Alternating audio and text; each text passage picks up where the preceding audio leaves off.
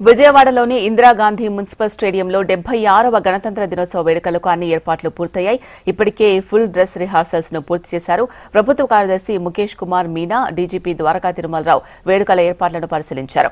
ఉదయం 8:57 రాష్ట్ర ముఖ్యమంత్రి నారా చంద్రబాబు నాయుడు, 8:58 గవర్నర్ అబ్దుల్ నజీర్ స్టేడియం వద్దకు చేరుకుంటారు. ఉదయం 9 గంటలకు గవర్నర్ జాతీయ జెండాను ఆవిష్కరిస్తారు. అనంతరం పోలీస్ పరేడ్లో గౌరవ వందనం స్వీకరిస్తారు. ఈ వేడుకల్లో వివిధ శాఖలు అమలు చేస్తున్న సంక్షేమ అభివృద్ధి పథకాలపై రూపొందించిన శకటాలు ప్రదర్శిస్తారు. ఇక గణతంత్ర వేడుకల నేపథ్యంలో స్టేడియం పరిసర ప్రాంతాల్లో కట్టుదిట్టమైన భద్రతా ఏర్పాట్లు చేశారు. నగరంలో ఉదయం 7 నుంచి మధ్యాహ్నం 12 గంటల వరకు ట్రాఫిక్ ను మళ్లిస్తున్నారు. వేడుకలకు హాజరయ్యే వారికి అధికారులు పార్కింగ్ ప్రదేశాలు, ప్రవేశ మార్గాలను సూచిస్తూ స్టేడియం పరిసరాల్లో పలుచోట్ల బోర్డులను ఏర్పాటు చేశారు.